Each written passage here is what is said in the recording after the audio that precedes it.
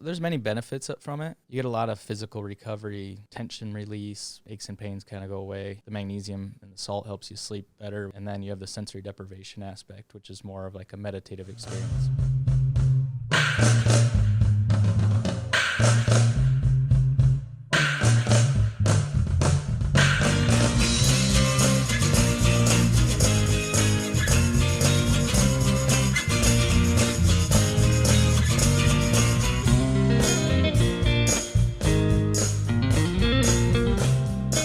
Welcome to Fruiting Body Podcast with your host, Brendan, and we have an absolute legend on the show today. Today is Tristan Callahan.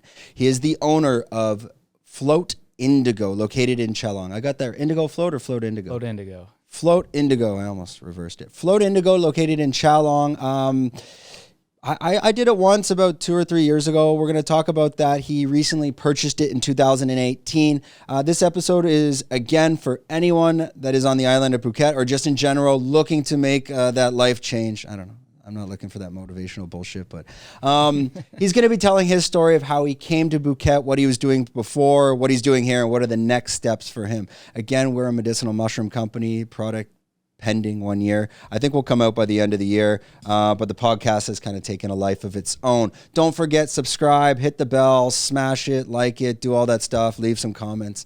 And without further ado, let's get this started. Okay, Tristan, thanks a lot for joining us today. As we do on the Fruiting Body podcast, we're just going to start at the beginning and understand who is Tristan Callahan, where are you from, where'd you grow up? Well, first, thanks for having me, man. It's cool to be up here. Any excuse to kind of get out of that Chalong bubble is always nice. And it's been about 4 years, I think, since I've been here. And came from the U.S., originally born in Michigan, lived there for about 10 years, moved to Wisconsin, lived there maybe 10 years, graduated uni and moved out to Colorado, and spent maybe most of my 20s there. Okay, so you're not. I was raised in Toronto. Were you a hockey player or no? Yeah. Okay. My family, I think, my family's Irish. Okay. And I think they came into the North America, into like Toronto and kind of maybe Hamilton. I don't remember. It was like the 1800s, but yeah. I grew up in Ann Arbor. I was born in Ann Arbor. Grew up playing hockey in Southern Michigan and then into Wisconsin. Did you bring your gear out here? Your hockey gear? But I already made that mistake once. I moved to Australia once and brought my gear and never touched it, and it was a pain in the ass. You'd be surprised. They have the rink on the other side of the island, right? Yeah, it's crossed my mind knowing about the rink. I just don't know if there's much of if it's just like I have my gear here. Yeah, I've had it. I've lived in Asia 12 years, so I used to play quite often in China, but here on the other side of the rink, it's like a 3-on-3. The level's a bit low, so that's kind of why I stopped going, because I'm too competitive. Like, I mean, if there's a certain level that you've played at, and when you're playing with them, I mean, you have to let the guys go by you, otherwise no one's gonna have a good time. So it's like, I don't know, but they have an amazing tournament in Bangkok. Really? Yeah, I highly recommend you just bring your gear down for that. I'm planning to go back and forth between Bangkok, and they're starting the league up in September, and they just redid the rink at, I think it's Rama 9, and it is an Olympic size rink. But this hockey rink, the tournament, it's every October. It's called the Land of Smiles tournament. It's one of the biggest international tournaments, I think, in the whole world. And like there'll be 5-on-5. It's 5-on-5, full on. Like, I used to play in the top division like 6 years ago, but it's like ex-pros, ex-NHLers. During there's a lockout in the NHL. I was playing in a game against like Johnny Oduya, if you remember him. The name rings a bell. Yeah, but because they had that lockout, they came over. But yeah, I highly recommend bring your gear just for that tournament. And even if you ever make trips up to Bangkok, you can jump on the ice with those guys. It's that level it's pretty competitive. It's definitely it's an appealing option, like being here for a while, I've kind of determined what's going on and what's around, and now it's kind of like, okay, what am I missing? What could I add? Maybe invest a little bit into like some toys and stuff like that here. I thought about hockey gear and motocross gear and my wakeboard and just kind of like, Well, they got all there's so much that shit here. to do here, man. Like it's just, Yeah, I was doing the wakeboarding a bit. Have you been to the parks around here? I haven't used it, but I've been to the one in Katu. Yeah. And I think there's another one up north somewhere. Yeah, I went to the one by the airport, but fuck, man, those like some of those corners, like Yeah. the next day my shoulders Oh, just feel yeah. like dislocated, and like I've bailed a few. Like it whips you on the corners, and I've like one day I just absolutely face planted. I was fucked up for like I felt like I had a concussion, but Dude, that's funny. I was on the way over here for whatever reason. I was thinking about that, where I'm like, I feel like I've gotten more head injuries from wakeboarding than I have from like playing hockey or dirt bikes or whatever. man. You know, I'm like just hitting that water and you feel like it's safe and it's not. no, especially some of those corners, they just whip you, and like I don't know. I kind of figured them down, but there's a couple spots where like it's whipping you, and if you go too wide, and you don't cut back in, you'll literally go into a cement pole. Jesus. So Probably pretty shallow too if you're whipping out wide. yeah, You know? you gotta have be a little bit comfortable. I haven't been to Thailand, one. you got to have that awareness, you know. Yeah. But I have some buddies. I don't do motorbiking just because it's too intense. But I have some buddies that do it here. Apparently, it's like top in all of Asia. Yeah. Yeah, they can. They jump on around this Surin by the dam by the monument, that dam area, and you can follow the mountain all the way to Chalong.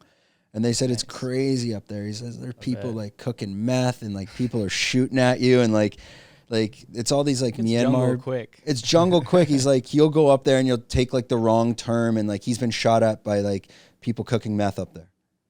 Anyways, but and dirt bikes are already risky, you know. Like I don't need to add in like some meth dealers and shit, but who knows? Yeah. All right, well, enough about meth dealers and dirt biking. So you grew up in Ann Arbor. What kind of led you to come to Phuket, or what were you doing after your university? Were you working a little bit before making the decision to come here? Yeah, so I went right out to Colorado and actually joined a fire academy and pursued becoming a firefighter out there. And I did that for, I don't know, 3-4 years, something like that. And I was riding my dirt bike a lot and ended up blowing out my knee as I was trying to get on a fire department down in Denver area, just something busier, a little more, better training, more action, more reps, basically. Mm-hmm. And I was working in a ski town in Beaver Creek. And so I moved down the hill and was trying to get on down there and hurt my knee. And it's like, all right, like I probably won't be able to pass a physical test for like a year to get hired. And it's like kind of try to find something new. And I was searching a little bit of what I wanted to do. That's always been a bit of a kind of an unknown struggle. And I always had an interest in real estate, and I had one rental property at the time. And so I got my real estate license while I'm sitting there like in bed with the machine, moving my knee around. Wait, were you a firefighter at this point, or you're leading up to it? I previously was, and then I left that job and I actually worked at the dirt bike track for a while. It was like a pro national level track, and so it was pretty fun and just get to ride a lot. And while I was trying to pursue a job down in Denver area, I was volunteering in this small town, and right when I hurt my knee was like the weekend after I'd like kind of gotten like officially put on to like, you know, you could start taking shifts and stuff like that. They had a little training or something. And so that went out the window, and it was just I gave myself 2 years. I'm like, you know, I can either be a full-time firefighter with a real estate side gig, or I can be a full-time real estate agent and part-time or volunteer firefighter. I don't really know what I want.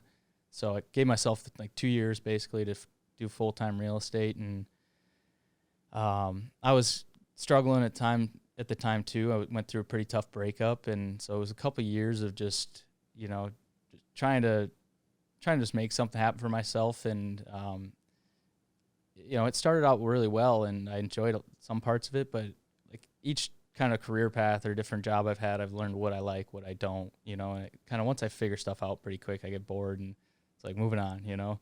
And, the one thing with real estate, I felt like a used car salesman at times, and I didn't enjoy that.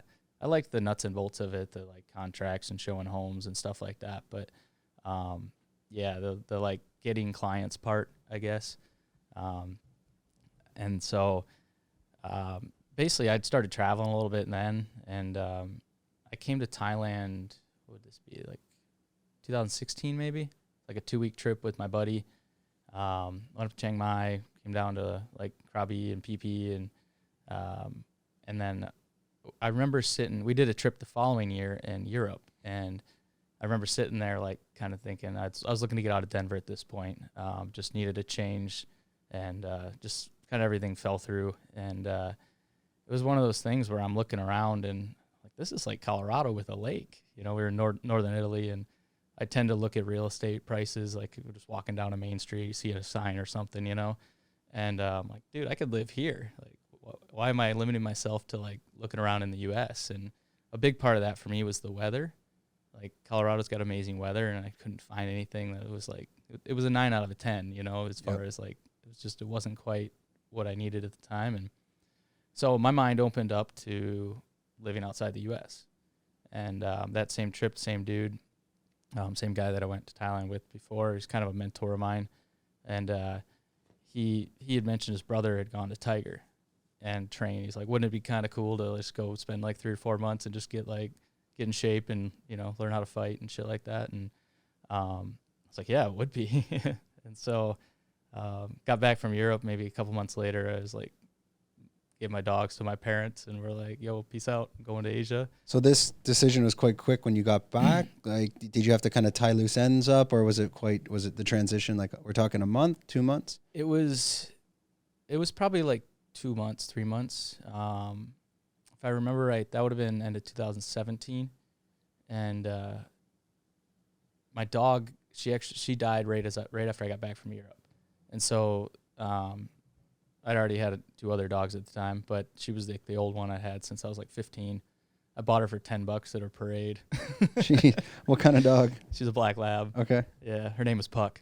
Okay. Oh, yeah. So matches with hockey. Yeah. Yeah, great dog. But so there was just a lot of like I just needed something different. I needed to get out of Denver, and it was my chance to maybe go like kind of just focus on me and figure some stuff out. Part of me wanted to kind of feel out Thailand and see, is this something I want to live long term? I was there for 2 weeks. What's a few months?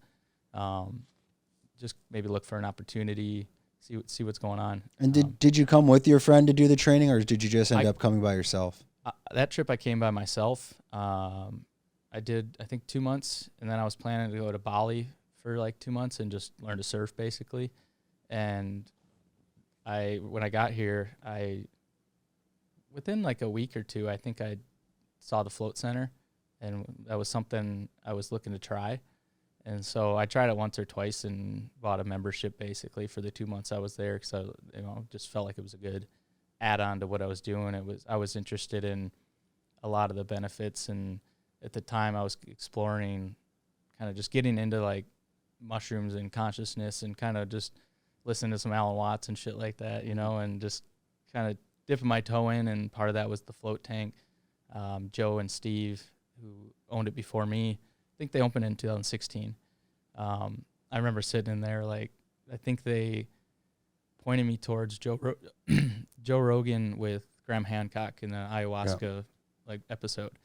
And that was kind of one of the first things I remember coming across when I was here training, and went home after floating and watched that, and just talked to those guys more. Obviously learned a lot from people around here, and spent some time here, and floated for 2 months. And I think like, if I remember right, they had mentioned they were selling the shop. I think I thought that they had already had somebody that was buying it. And all I knew at that point was that I wanted to have access to a tank consistently, and it's pretty expensive in the West. It's probably like $70, $80 an hour. I'm like, how am I do I got to buy my own tank or something? What do I do, And I got out of float, and there's a sign on the window being like, for sale. Yeah. And I was like, it's like that Dumb and Dumber, like we landed on the moon moment. I was kind of walking out, and I was like, what? Like, no way. And how quickly did you transition into that? Like, you get in contact with the guys, the business side of it? Was it a fairly like quick process? Yeah. So I think I just went home and in my head did crunch some numbers a little bit, and seemed to make sense. Just, in a very broad, quick kind of look at it. But just started talking to him more, and being in real estate, I didn't know anything about how to put a deal together, really, like as far as buying a business. So I just treated it like buying a house. And I just made up some sort of purchase agreement and like put down, I think, half the deposit or something like that. And I had to go home and sell my house and get my dogs and kind of like come back and make the move full on. So the deal came together, I don't know, within a couple weeks, I think, as far as getting something on paper. And we actually put the deposit into we put it in Litecoin. Okay. And then we had a hard paper wallet, or not a hard wallet, but like a paper wallet, and we just cut it in half and each took half. And then I went back to the US. So it was like, you guys can't touch this, I can't touch this. For like the actual, like the 12-word or 24-word password or whatever. It was the actual like paper wallet with a QR code. Like we cut it right in half. Oh, got you. And so it was like, once we were back, we could scan it, you know? Yeah. And so those guys were into like crypto a little bit at the time. I was at the time. And it made sense as far as moving money, you know, a pretty significant amount of money across the border or whatever. So, I just treated it like it was, you know, in escrow essentially. Went home, took care of what I needed to take care of, and got the dogs on a flight. So you got the dogs, you picked up and you moved everything over here. And was this still around, what, 2018? This would have been like summer 2018. I came in like January to train, and then went back in maybe March. With that in mind, if you don't mind me asking, now are you continuing to train at Tiger? Does Float become a full-time job, or were you kind of treating Float as like part-time while having the ability to kind of enjoy your day-to-day stuff as well? I would say I'm not currently training anywhere really, just more of doing some yoga and running and stuff like that. But I'm starting to look around and add stuff to the program. But for me, I think it was more an opportunity to come to Thailand and live and kind of more explore what I needed to seek out. And a lot of that was like just, you know, from a mental health standpoint, like I was in a pretty low place, and the answers that I was finding, you know, the soy seemed to provide them, the float tank and different things. Just I kept learning about different tools and ideas, and you know, having customers come in, and you know, you just pick up stuff all the time. And so when you found the float tank for the first time, again, you kind of stumbled across it just being on the soy initially, and from, or was it primarily from that Rogan podcast with Graham Hancock? So I'd heard about it in various points, I'm sure from a few of his episodes or whatever, but the Hancock episode was actually just when I was at the Float Center. It was like maybe the first time I went in there. It was my buddy Semper, he was in there with them, and I remember they were talking about it or something, and so somehow that turned me on to it. But I had been aware of floating. I'd looked into it right before I came. I was down at my parents in Florida for the holidays, and like I was trying to float there, and I think the timing didn't work out with my flights to Thailand. Mm-hmm. So when I got here, it was like there was the one in Naiharn, and I remember seeing that, and so I think I stopped in there, checked out their website when I got back home, and happened to look up like maybe Float Center, see if there was something else, and there was one on the soy. I didn't know about it, so I checked that out. It was way cheaper, way cooler, closer. So that's how that started. And for as far as like buying the business and coming over here, obviously it was an opportunity for me to just go pursue something on my own, and I've been interested in being an entrepreneur and kind of building my own. One thing I really noticed early on, and that was part of the draw to being a firefighter, was I enjoyed the schedule. I enjoyed having the freedom to kind of have some days off, and I needed at the time to go race dirt bikes on the weekend or travel to, you know, driving around and stuff. So it was something I really valued. So this was an opportunity, especially in it was a situation that it seemed like less risk. Like you can kind of come here and fuck up, and it doesn't cost you as much as like if I bought a float center in the U.S. and fucked it up, it'd probably be the end of any future for me, you know, like just the debt and whatever. So it's a chance to kind of learn cheaply. Tuition's a little lower. When you're initially getting into floating, typically, why do people pursue floating? Is it more for the meditative state? Are they trying to, I don't know, I want to say fight demons in that sense? Is it for the relaxation? So kind of a two-part question. Typically, why are people doing that, and why do you continue to float, or what was your main reason for that? So there's many benefits from it. It's kind of like a jack of all trades type of tool where you get a lot of physical recovery, just tension release, pain and aches and pains kind of go away.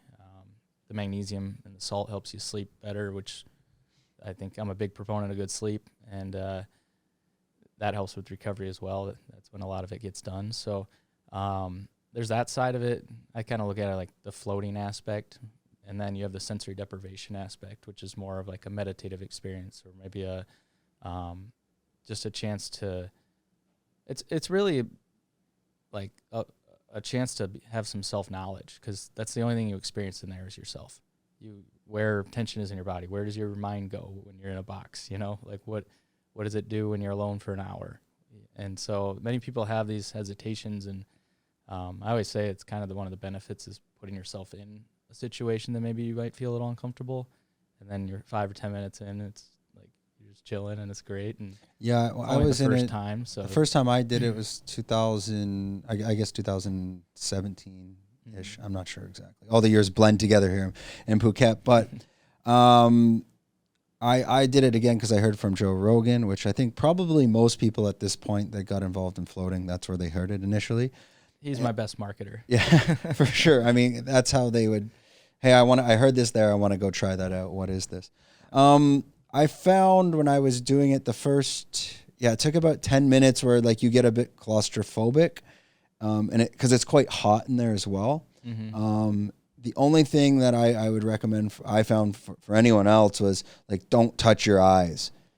And like kind of just, because it gets a bit sweaty here, so you naturally want to do that. Holy shit, does that salt burn. I got like a little bit in the first 10 minutes, and I must have been like wincing for another 10. Is that normal? Are all float tanks the same, or how do you walk your clients through when they step through the door and they want to take on that process? So that's one thing I have learned, and it's taken a little time. Kind of goes back to when I first got here, that the first year or two was me figuring out myself and figuring out the business, figuring out what am I trying to do with it, and then COVID hit. So it bought me a lot of time to kind of understand a lot of things. And one thing I really understood is the onboarding process is important. Like there's take the time. It's like a warm up and a workout or something like that. Take the time, slow down, like some coaching involved. We do have a water bottle in the tank with a towel, so if you do touch your eye, it's like you don't have to deal with it. But again, I even say that's if that happens, you just got to recognize the burn, and it goes away after, like, it's Epsom salt, so it's not super gnarly, but like some people have done it and they're like, I just powered through. Some people, it ruins their float. So try to mitigate that with just some coaching and some, hey, these are the things. Like all I really know is my own experiences. Like it's a different environment. Every float's different. Every person's different. So it's just from my own experience and hearing feedback from other people that I've kind of learned, what works, what helps people get through some of the hesitations. It's pretty normal. Your mind is going into a new environment. It's just like alarm bells, right? Yeah. It's how we've survived for so long. Like you need to adapt quickly as well. But I found it was quite relaxing. It was hard to say what I got from it. I found it was more like I felt like I passed out, but I didn't. Mm-hmm. I don't know. That's the best. Time get a little weird. Time got like it. Honestly, it was 1 hour, but it felt like after I got through that initial 10, 15 minutes, it must have been another 45, but it felt like 5 minutes. Like they just knocked, the next thing I know, they knocked on the door and like, I felt like I fell asleep, but I didn't. I don't know. Do other people share these similar experiences as well? Yeah, it's, there's a few different experiences that can be had in there. And I believe it gives you what you need in a way. Sometimes you're more alert and it's like physical tension in your body. You're just kind of like finding what aches and you try to like tell those muscles to relax. And then other times you feel like you fell asleep, you're not quite sure. And there's a lot in between. And part of that is the tank itself being in a no light, no sound environment, no temp or no feeling really, because tank is, or the water is the same temp as your skin, there's no real input to process for your mind. It's like a computer just chilling with no programs running, basically, which doesn't ever happen. Like right now, it feels the air conditioner, and like it just keeps you standing upright, and your mind's always processing information. And in here, it gets a chance to just slow down and turn off, and that's that 5 or 10 minutes, especially the first float. It takes a little bit to like get the mind to quiet down. A lot of what am I doing? Where am I? Feel like you're doing something wrong probably. But there's a bit of a practice. You just get used to it as you do it more. And really, like after that first 5 or 10 minutes, I like to do more of a body scan and just find tension and just let it go. That's the big benefit for me physically, is just like I'm just a like old beat up man, so it's nice to just kind of feel relaxed and get that tension out. And then after that, I just go to maybe like some sort of meditation, breath count, breath work, count down from 100. So there's a little bit different techniques and stuff involved, but overall, you just kind of finding something to focus on, just tuning into your breath or whatever, and you can visualize something. A lot of the guys that come in for fights, before their fight, they like to visualize, and so it's just a tool with a lot of different applications. But overall, many people do kind of have that experience where they sort of shut off or switch off, or it's a little bit like lucid dreaming. But and also with the Epsom salt, for any of the not just fighters, but anyone training on the soy, it is repairing your muscles as well because of the magnesium. You're talking a little bit about mushrooms. I'm assuming now we're referring more to psychedelics. I never really. It's probably one of the top 3 things I didn't like growing up was mushrooms. Okay. Now I like them. Yeah. No, we're big advocates of that side. We actually, we'll tell that off camera, but we find them around the island. Let's say there's a couple spots, but me and Hans were discussing about that before the podcast. Are you familiar with like Terrence McKenna? Yeah, we got him. Yeah, he's up here. I saw that. Okay, that's so awesome. Yeah, we got Terrence McKenna here. Who else we got? This is Albert Hoffman. He created his synthetic LSD. Well, and also like synthetic psilocybin. Okay. And the other one's Aldous Huxley. And then downstairs we got like That's Aldous Huxley? Yeah. I would have never guessed. Yeah. And then I thought he was like an old fat man. No. I think that's him from when he's quite young, from maybe the Doors of Perception. And then downstairs we have like the Rat Pack, where it's I think it's Maria Sabina is like the originator from that area in Mexico. Kind of that's where everyone went to go find the medicinal mushrooms. And then obviously Timothy O'Leary and I forget the other 2 guys' names. But going back on that with like, we were chatting about what if you were to do a Terrence McKenna hero dose in a float tank? I mean, I've personally have you ever done a it? Hero dose of what? Medicinal mushrooms, like psilocybin. I play test dummy a lot for myself, and I've tried a pretty mild dose. I was a little bit gun shy of a hero dose going in the tank. Like 1 gram, 2 gram? There's not a lot of measuring going on around here, but it was just like a shake from a reggae bar. Okay. And like a 500 baht one. Yeah, so that's getting 2 plus, yeah. That's probably where I would have put it. And I think what I landed on, outside of a hero dose, maybe it'd be different, but I feel like you don't have that external stimulation. Okay. So I almost felt like there was like a loss there in a way, where maybe like LSD or something might be better thing to try. But in my opinion, edibles like weed brownies and shit like that, like that's kind of the best like combo there. That's a part of my program pretty frequently, but I got many people that come in asking about that, or smoking a joint or something. Well, now that weed is, I guess it's legalized here to a certain. It's basically. It's very legal. Yeah. Where I'm at. Yeah, I don't know if you've been down there, but yeah, you see it. I mean, they're selling it all over the place, right? Yeah. Even like in the literally right behind my shop, there's a cafe, but just Yeah, and I think there's some stipulation where they say it's like 0.3 THC level in terms of milligram, but I mean, how do you measure that? I mean, there's literally a marijuana dispensary as you leave the airport now. I think it's called like, it just says like Martin's Weed or something. Like literally, it's like the first shop when you come into the airport. You'd have Martin on here. Something like that. I should stop in there, yeah. It's interesting, man. Like I was in Colorado when recreational weed got legalized and watched a lot of things go down there and had friends involved, and being in real estate, like that was pretty impacted. Everyone just started moving there, you know, and I could see like I'm very high and long on Thailand right now, and this like Phuket and the soy, and there's a lot of good things happening around here, and it's like if we can just get out of our own way at times, you know. Yeah, I think I could see psilocybin becoming legalized here. I know kratom is now, so it's just one step. I think if it's natural, I think you'll see a lot of support behind it, especially when, I mean, let's be real, like Colorado made a fuck ton of money when they started selling weed. So knowing Thailand, they like that.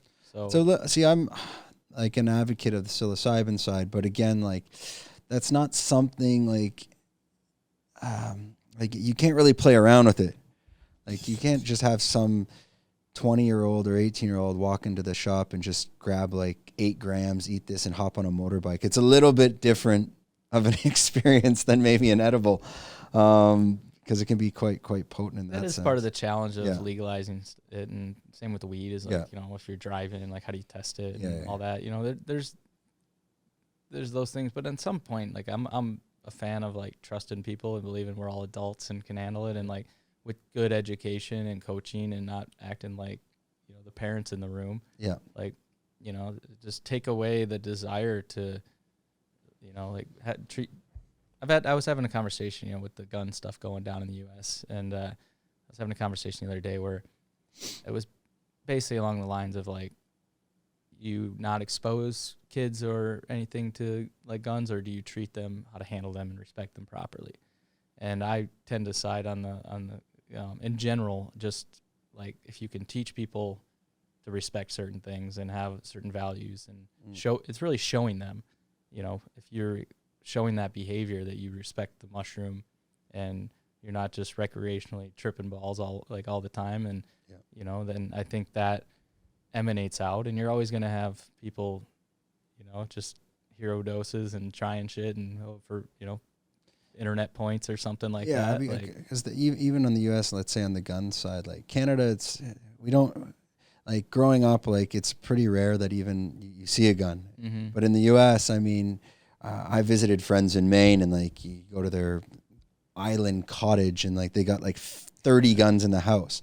And it's not just, you know, and it's more like collector, they're collectibles and whatnot. So I think like in the U.S. in that sense, it's more apparent, and you're more likely that you're going to see this as well. But yeah, no, I agree. And that's the thing. It's like, if you are going to be exposed to something, is it better to be exposed blindly, or is it better if somebody gives you some guidance and maybe teaches you how to like handle something properly, and, you know, like don't just treat it like a toy? Because, you know, with mushrooms and playing around with your mind and consciousness, there's consequences, you know, every actions have consequences, and no matter what you do. So yeah, maybe they need that education for Bangla Road. You're going to see something else there. Everybody as well become educated.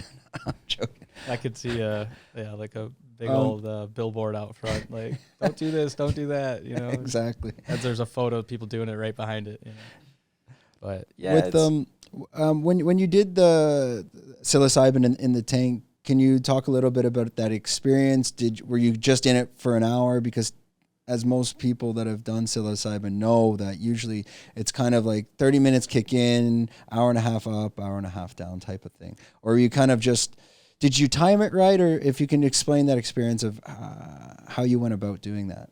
I would assume I don't know exactly like that exact time, but I would assume that I probably just had the shake and drove over to the shop, and you know, probably waited a half hour or something like that and jumped in. And this was a few years ago, so I don't remember exactly how long, but it was definitely probably like hour and a half, 2 hours at least. And I think overall I was a little underwhelmed but I think it was partially because I felt like it was sort of a weak dose.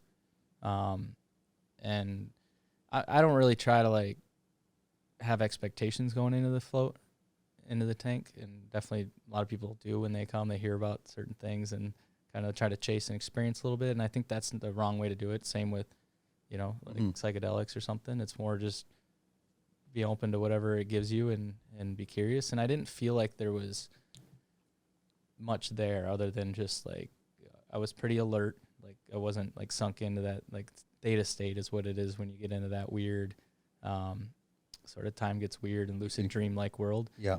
I felt like I was pretty alert, and then it was just calm laying there, you know, just meditating, breathing. I guess it depends on the strain and how much you took and what was it. Yeah. We'll sort you out then. We'll find you something. I'm definitely down to like maybe throw some more science at it instead of just winging it and see what happens. We'll have a talk after. We'll try to find you something a bit stronger, and then you can let us know how that goes. No, because so on the island you can find them pretty much in the buffalo fields. It's pretty complex on how you got to look for them, but the best advice if you're going to look for them, it's like right now is perfect. So like right after a rain, basically, right? Yeah, because you have to. It's what do we call it, a terraform or a that you would put like an iguana in. I forget the name of it, but that's basically what the earth turns into when you get this rain and gray sky, because you're not getting any sun coming out. It gets super humid, super sticky, but they need tons of moisture, which we just had. And you need to find like buffalo fields, but they need to be near a large body of water, because some of those buffalo fields, the ground's not as, the minerals aren't as rich. Like for example, like if it's near, let's say like palm oil trees. Well, those palm oil trees just like strip the nutrients out of the ground. So if there's buffaloes there, that's fine. They're getting their nutrients from the grass, but the soil is not very rich. And this is my experience in like 4 years hunting for them. And if it's near a large body of water, that water usually like kind of spills over from the lake into the land, and like you'll get in there and like you can feel the land, like it's clay, it's rich, it's heavy. Like when your boots in it, it sinks into it. That's one aspect of it. If you can get near a mountain as well, like a mountainside, then that soil is going to even be more rich because it's coming off the mountain into the lake and then feeding this land. And then the last thing you need to look for is usually it needs to be like a rubber plantation, but not like a full-blown one where it's like, you know, where you see like thousands of trees, like not that type. It's more like a bit scattered, so that what you'll get is like kind of a tree line, and then it will be open field. And then this way what happens is they tie the buffalo around the trees, and the buffalo eat all the grass around the trees because the rubber plantation cups are attached to the tree. And they don't want to use pesticides to like kill the grass. So they attach the buffalo to clear it so that they can put the cup as low to the bottom of the tree as possible so that it can get maximum sap. Sure. Makes right? sense. And then that keeps it low. But at the same time, as that buffalo is walking around the tree, he's just shitting all over the place. And then the rain will come in, but as it's on the tree and it's on the tree line, it's getting some of the sun, and then the other half of the day, it's not. Because if it's just out, like if you're just in a buffalo field and they're all over the place and there's no tree line and they shit and you go to try to find the mushroom, you're not going to find it because the second the sun comes out here, I mean, it could be pouring rain for 2 days straight and then sunny for 5 hours, and like that whole field will be dry in like seconds. Yeah, it just could burn off. Yeah, it just burns off. So like I've probably, the first couple times I found some fields, like I probably went into 20 plus fields and I found like 2 where it's like every time I've been there, it's like a gold mine. I definitely, my best buddy back home, he's gotten into like mushroom hunting and stuff for food and whatnot. And so I don't have any expertise to like identify it. And I'm like, you know, if I went with someone who knew what they were doing, I'd feel more comfortable for sure. But, it's pretty easy. Like there's literally, when you're out there's like 3 mushrooms. There's one that's like poisonous that will kill you, but it's massive. It's like this big and it's white. And kind of the rule of thumb with mushrooms is if you flip the cap and the cap's white, it's poisonous. Okay. So if you have a white top and a dark bottom, that's fine. But there's only two type that we're looking for out there. One's called like the Golden Teacher. I mean, I've seen them out there bigger than a Frisbee plate and like maybe 3 feet, 4 feet tall. Jesus. Huge. Those ones, but they're not very potent. Those are usually the ones you're going to find out at the reggae bars here. It's called the Golden Teacher, and they'll throw those in a shake. Yeah. The reason they do that because they weigh a lot more when they're wet, and they can tell you however much you're getting, but they're not potent at all. The other ones here, they're called, and the Golden Teachers, it's called psilocybin cubensis. And that's the famous one Terence McKenna talks about. If you ever listen to his like lectures on, I think on SoundCloud, there's a guy called Laszlo, and it's, what is the channel called? The Psychedelic Salon. Okay. If you go on SoundCloud and you type in Psychedelic Salon, this guy Laszlo, he has like hundreds of like lectures from Terence McKenna in the 80s, and like those on a walk are like mind blowing. Like, have you seen the or heard the like some of the remixes that guys will do? They'll like put a beat to a lecture or something like that, and they'll cut out like chunks of like the talk and put it like they do it with Alan Watts too. Yeah, like a chill step kind of. Yeah, those are. Yeah, I miss that. Like I used to, have that drive wherever and back in the U.S. and that was like podcast, audiobooks, stuff like that. And here I kind of lack that a little bit. So I don't consume as much audio as I would. But yeah, those are. There's a guy. What's his name? I'm drawing a blank now. There's a dude I came across maybe through an Alan Watts one. There was a playlist and I found this guy and he's done it with like Joe Rogan, with Goggins, with Jocko. And it's just kind of, it's more like Jordan Peterson. They're golden nuggets of information dropped over like a lo-fi beat. If you need like a little motivation or something, you got like some sort of you're working out or something on a run, and it's like Goggins yelling in your ear, but it's enjoyable because it's to a beat, Yeah, these like on a walk you can digest it. I find like any audiobook on a run is quite difficult. The best way for me, I can do it at the gym, but like when I work out, like I'll be in the gym for 2 hours, but I take like, I do that like Russian style where I take like 2-minute breaks between like heavy sets. So like it's easy to digest, but I run around here a lot, but once you start going, it's very difficult to like, you can listen to 10 minutes and like I literally have to rewind and it sounds like it's brand new again. It's hard to really. That happens to me. It's hard to retain. When I read, I'm like, what? I just scan this whole page. Yeah, that's why like, I can't even read anymore. It's like it's a skill it's a perishable skill basically. Yeah. It's like it's trying to make sure I kind of sharpen that sword if you're reading. I forget who said this, but I found it worked for me. It's when you're reading, it's best to read like 30 minutes to like an hour. Pretty much like first thing in the morning, like get up, meditate, drink some water, and then start reading. For me personally, like if I try to read a book at like 9 p.m., I read like 3 pages, don't retain a single word, and pass out. Yeah, it's like you can't keep an eye open. It's just too late at night. I struggle with that because I'm a big believer in like that first hour and last hour sort of thing, and try to avoid screens as much as I can. And then it's like, what do you do? Do you read? And I'm the same way. As soon as I start reading, I'm like, I'm not retaining this. And I tend to not read for pleasure.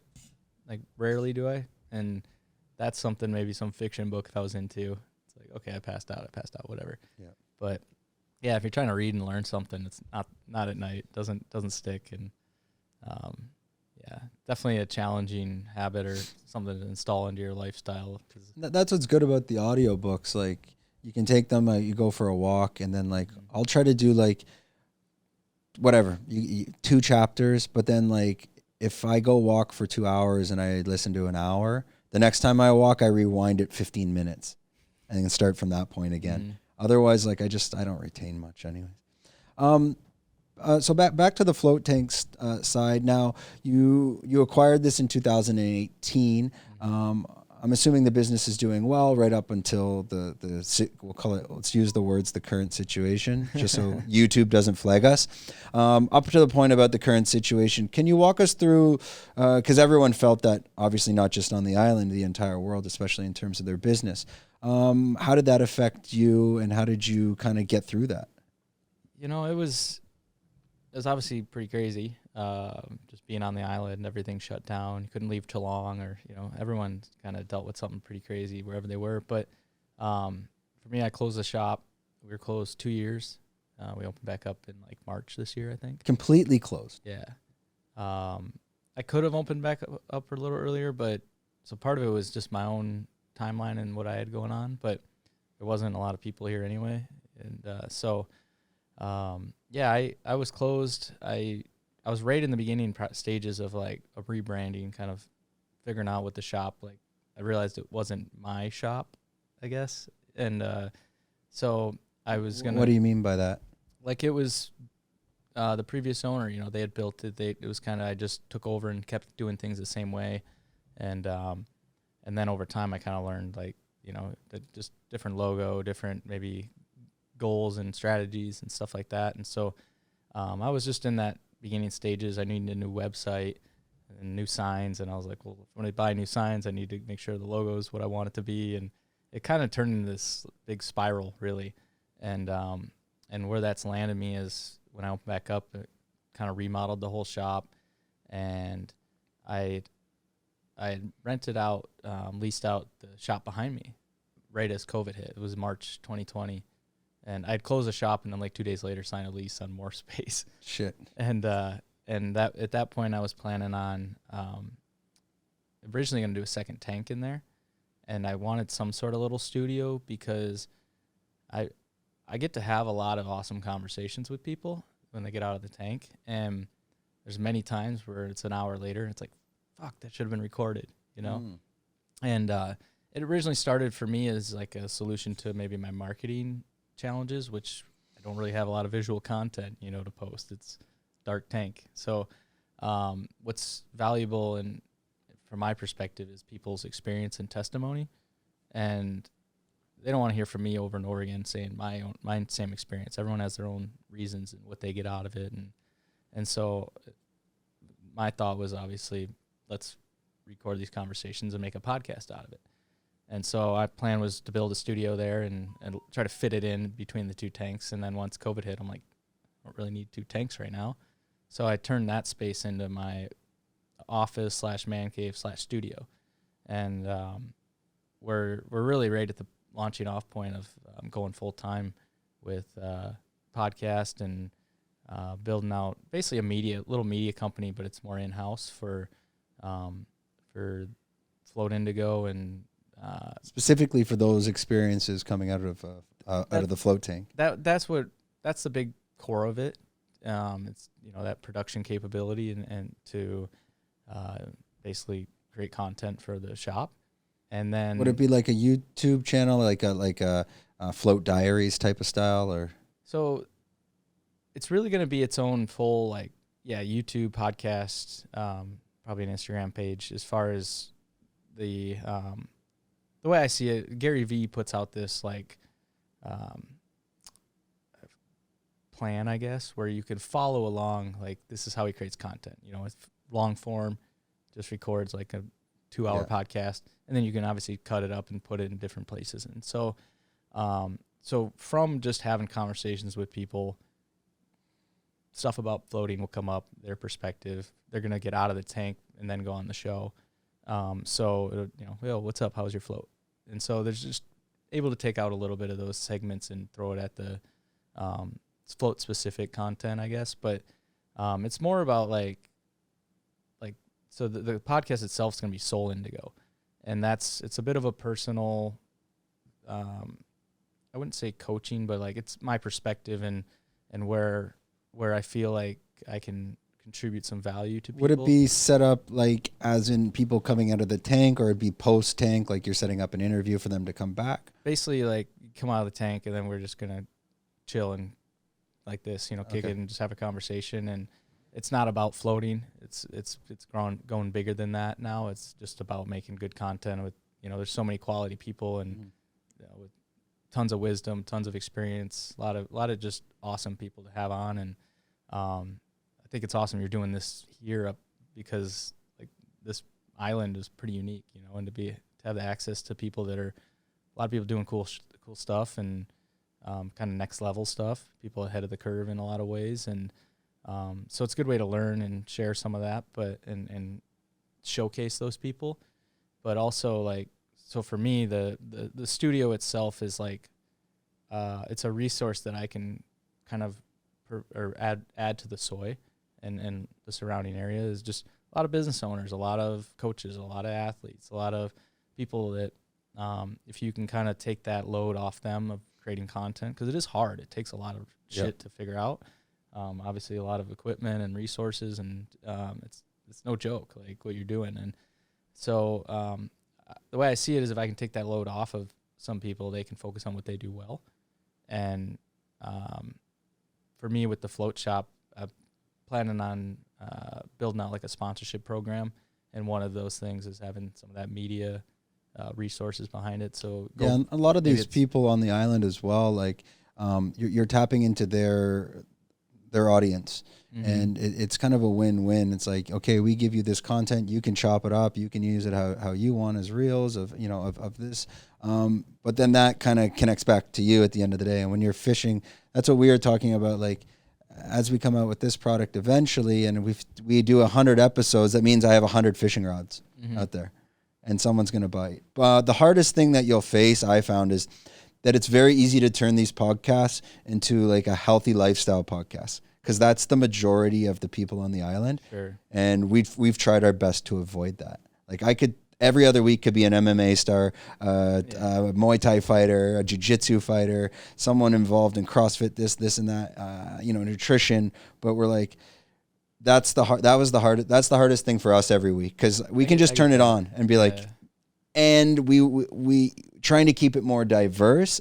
Otherwise, it's saturated too. It's quite saturated. And also for the listeners every week, we want to try to surprise them, like with something else. And there is no theme to this podcast. It's nice just to not put yourself in a box. No, we don't want to put ourselves in a box at all. And for me personally too, because this is more just a creative outlet, because I do work with electronics manufacturing. It's more of a desk job. So it's like once a week I use this to kind of step away from the desk as well. And it's an interesting networking tool as well. So, dude, I think it's awesome, man. Like, there's so many benefits, and that's what, like, the conclusion I've come to is it's not about selling floats. There's so much more that can be done with that platform and the access and what it does for those guests, and like you said, great content that they can put out. And it's just it's a fun. It's about the lifestyle for me, really. Like I want to wake up and, what am I doing today? Like, these are the things I want to do, and if I can do that in a way that creates value for others as well. If I'm filming my going to the sauna and ice bath and like just talking about some stuff, or if I'm, gonna like provide some media content, maybe it's fight week for somebody that I've sponsored, and I can like maybe I just had Semper and Amir and Asiri went down to Singapore and sent a GoPro with them just to be like, yo, film that shit, like see what you come back with. And it's just raw data, you package it up, and now they've got something they can put out. And I feel like just having the soy there's definitely a need for like those resources.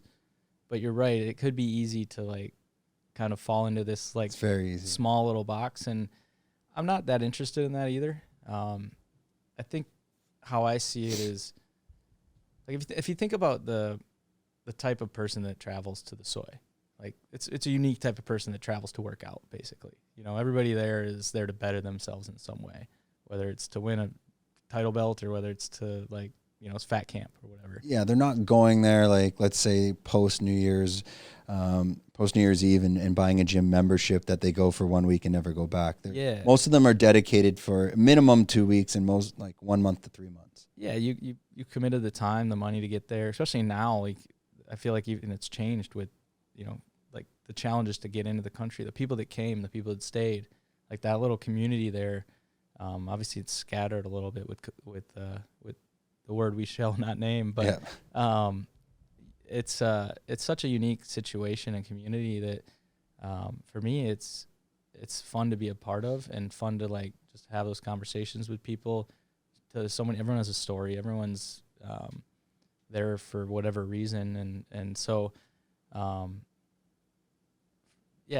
think it's for me just like a little bit of that creative outlet. And I actually create something instead of be consuming content. And it's a different dynamic. You'll see when you start doing your own podcast, you're part of the podcast. So what I mean by that is, if I'm listening to a podcast, I'm digesting information from two people. But if I'm actually performing in the podcast, and I start repeating myself on a lot of my daily lifestyle things, for some reason, I start doing those even more the next day.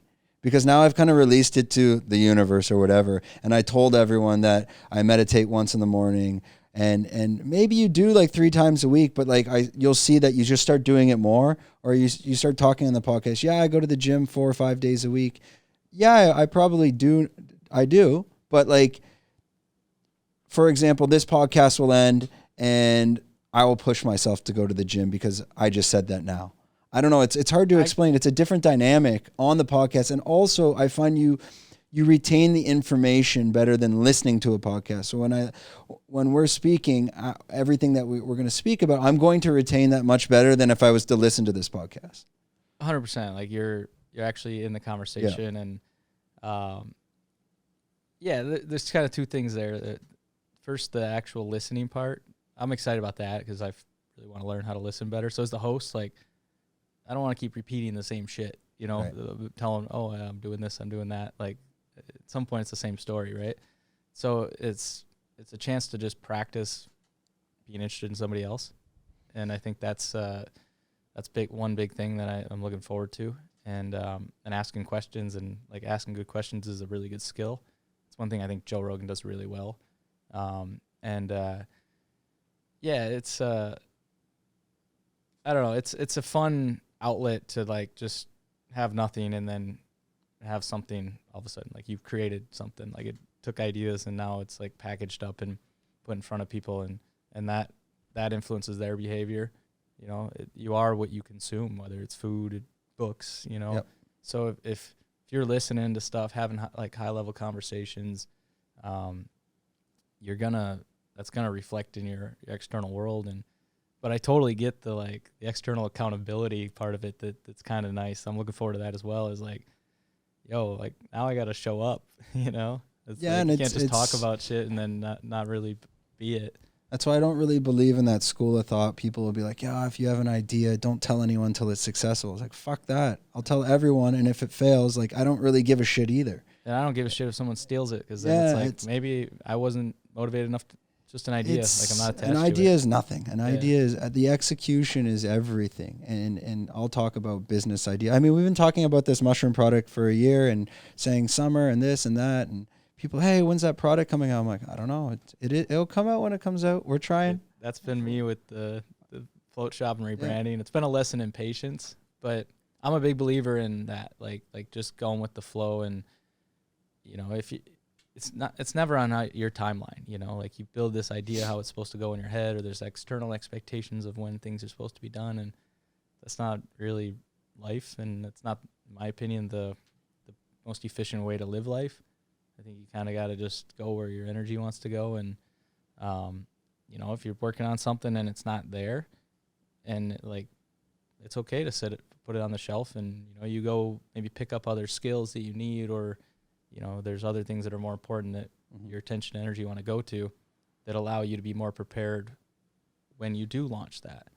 And this kind of feels like a culmination of that path, that process. I was talking so I've been working with, do you know Eric Urisk? He was the coach at Top Team. I think so.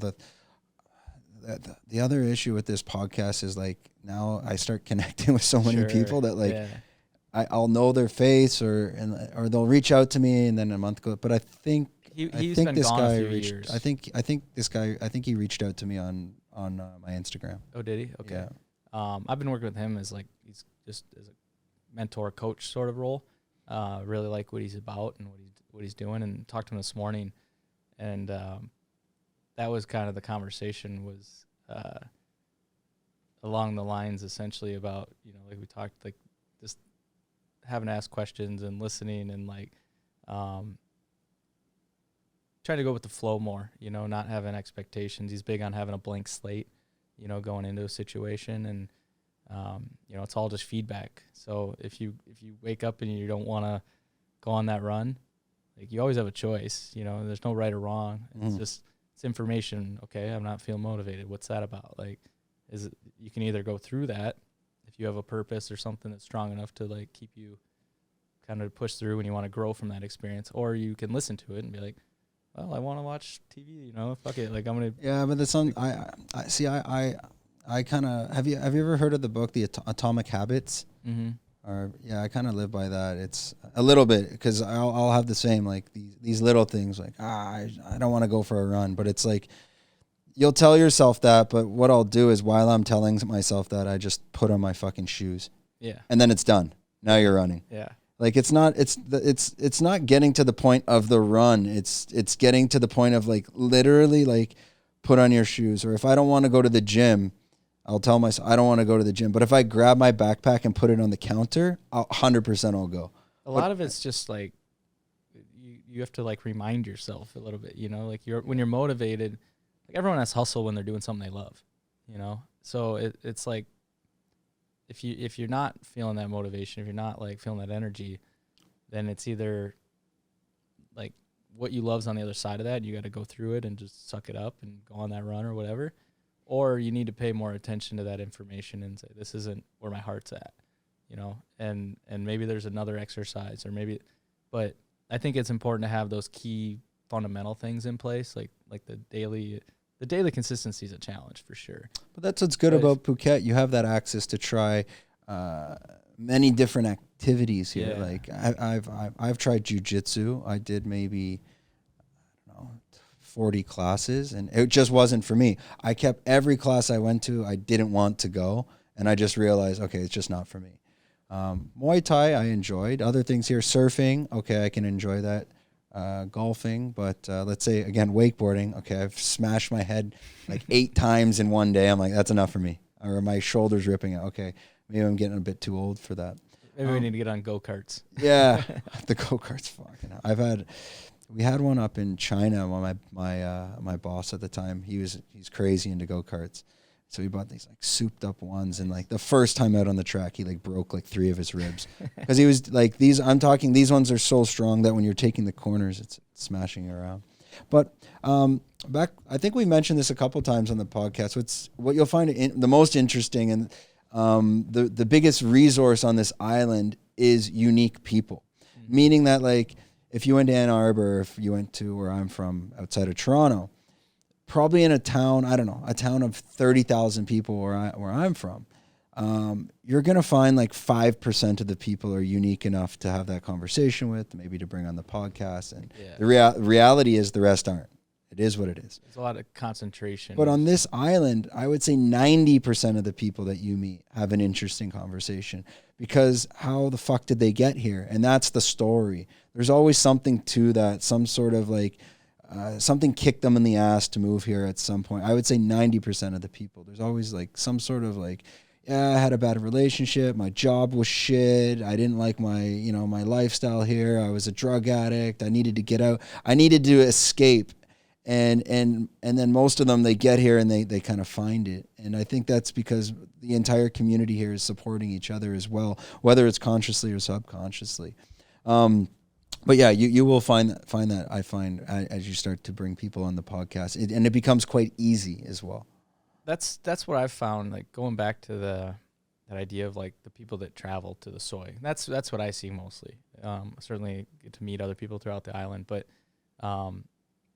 you take that group of the population that's something wasn't working, or they're, something brought them here to they're working on something.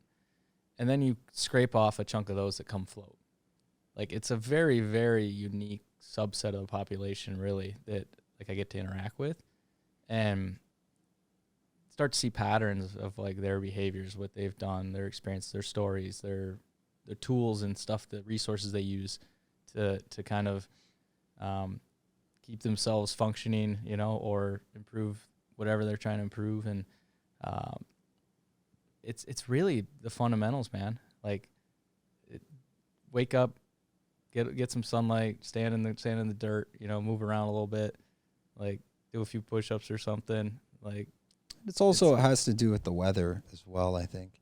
That like feeling of being so close to the ocean, the ability to hop on a motorbike and drive around to clear your head. I mean, we come from the same climate. I mean, there's that winter period where it is depressing. It is difficult. You can't go for a run in mid-January. Like, what do you do? So it's like I feel for those. You can.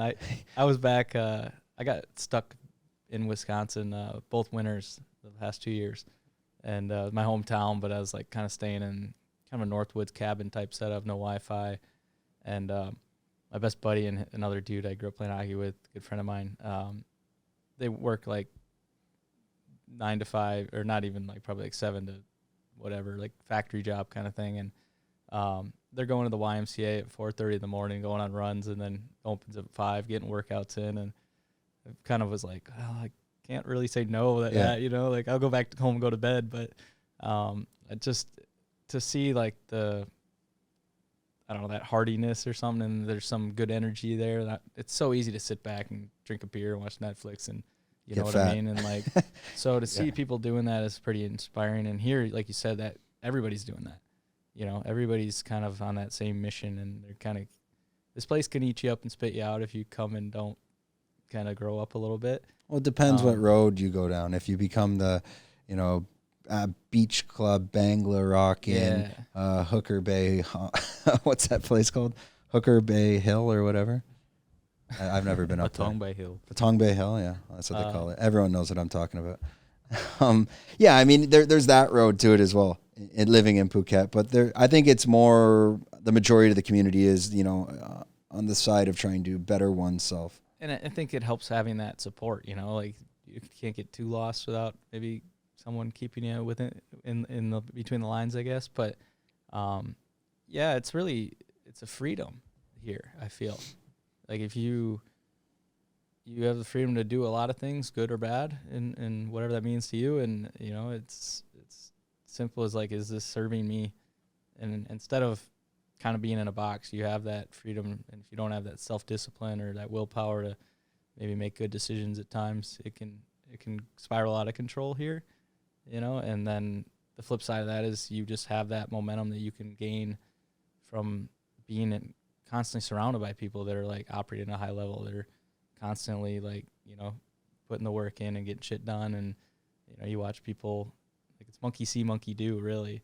Yeah. And especially that's the value of Instagram as well here. I know there's the negative side and the positive side, but I find living in Phuket, one of the positives, when you're connecting to all these people that are involved in that community and the healthy lifestyle, and you start to follow them, you can see it all day on Instagram instead of, I would assume maybe back home that chatter can be maybe a bit more negative at times, like, and just being like influenced by the people around you and the habits. And like, if you've never left, you kind of in the same patterns. And then I think with the last couple of years, one great thing that came out of it is that disruption of those patterns.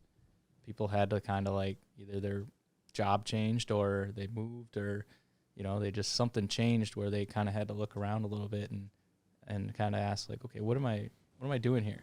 So what did you do to as you're closed for 2 years, what were you doing to keep yourself busy or to pass the time? So like part of the time was here, and some of it was working on the shop and just different times with construction, the branding stuff, and going through those processes. A lot of it was just chilling, hanging out.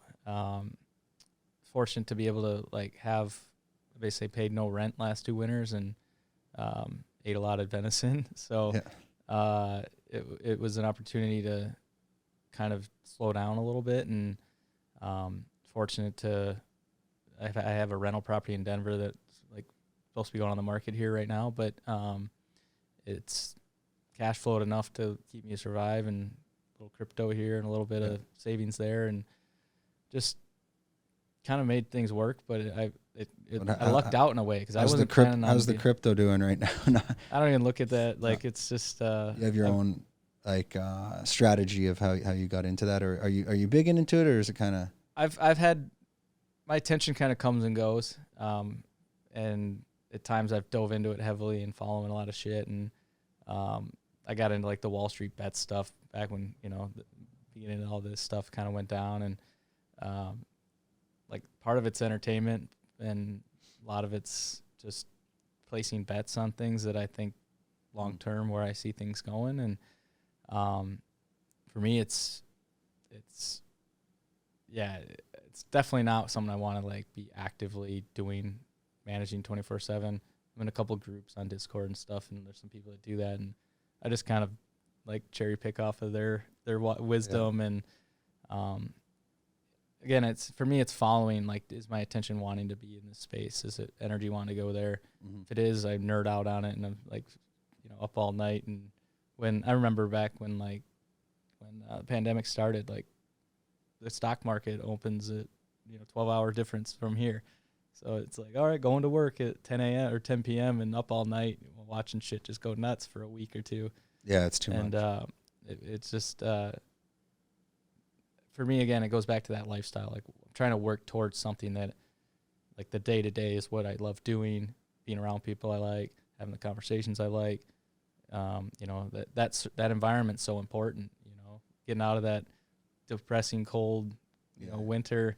Yeah, if you're not using it to your advantage, like I couldn't tell you where my head would be at if I didn't have those people getting me up at going on runs at 4 a.m, because it set me in a different space for that chunk of time. Like I got one of those like infrared sauna tent things and bought like a horse trough at the farm in Fleet and filled it with cold water and stuck it out in the barn, and did the hot cold stuff in the winter, and just had a yoga mat up there and actually made my own DMT. And really? So just kind of like just hanging out and seeing what comes of it. But it could have easily been, just sit there and watch movies and fuck off, and it's what you make of it. Like, so were you by yourself at this log cabin, just kind of trying to self-isolate, not from the situation, but just for yourself mentally? It was mostly like I'd gone back the first year for my best friend's wedding, and so I was just staying. My parents have like a farm hunting land basically, and so I was just staying there, and it was supposed to be like a 2 to 3 week trip, and turned into 7 months. How are you making DMT up there? Isn't it like you're taking? Is it tree bark? It's you can order the bark like powdered up and shit, and it's legal. And then like, I'm not a chemist or anything. I don't know what the hell. Because you have to be using some sort of catalyst, no? So there's I use naphtha, which is some sort of like almost like a paint thinner type of thing, and just went to the hardware store, got naphtha. I think I had to buy lye, and it's the process I use is basically you take the bark, you mix it with the lye, and I think it takes it from an acid to a base, and then you put the naphtha in, and it like pulls all those molecules into the naphtha, and it sits on top of like the brown solution or whatever with the bark, and then you just extract that and put it like in a Pyrex in the freezer, and it like crystallizes, and all that the naphtha sort of evaporates off, and there's a bunch of ways, but it's pretty legal and pretty basic. Have you done ayahuasca? Or I still have not done it yet. That's funny because I did it here at Copenhagen. Did you? Yeah, I'd but be interested in learning more about that. I don't think it was strong enough. Okay, it was a bit strange. I feel like I was actually planning on doing it in Ecuador this January. Yeah, I think if everyone that I've had friends that have done it, if it's better, much better to go do it in South America. I feel like it goes back to that respect and kind of doing it the right way, and I think you'd have to get also like kind of weeding your way away, like getting away from the snake oil salesman, like actually trying to do it as authentic as possible. There's definitely like those commercial sort of. Yeah. See, mine was more commercial, which was nothing bad against them. It's just, that's all they could do. They came from the US. They had to bring it here. They had to make it here. They did a little ceremony, but there's a lot with the shaman aspect. I think that's important, having that guidance, and it's that one's been sort of the like holy grail in my head. And again, it goes back to like, that's sort of what kicked off a lot of this. I remember reading How to Change Your Mind by Michael Pollan. He was Yeah. on Joe Rogan. Yeah, that I've was a heard good book. That was kind of the one that mentally got me past like, okay, I'm gonna go get some mushrooms and just kind of doing my own homework basically. And so the ayahuasca was something I'm like, well, I should probably do other things first, and kind of worked up to it. And now it's like when that opportunity arises, and it does feel like South America is pulling me that way, maybe in the next couple of years or something. But yeah, I think it shows itself when it needs to, it doesn't, you don't have to chase it. Honestly, like, I've done hero doses on psilocybin that are way stronger than ayahuasca. But I've talked to some people from the ayahuasca I did, and they're like, if you didn't go to this level, then it just wasn't strong. And then I talked to the people that administered it, and they're like, yeah, we didn't want people to freak out. So there's that aspect to it. Like, I didn't puke at all. Okay. No, and and even a couple, there was a girl beside me, and she's like, I've done ayahuasca 100 times. I'm like, why would you do it 100 times? Slow learner. I know. I'm like, I think probably once is enough. Yeah. And she's like, no, it wasn't that strong. But I mean, that's a big part of it, is like the purge aspect, like not only like physically, but like psychologically, and so to not do that, like, I feel like that is a big component that you're missing. Well, you purge in multiple ways. They explain it.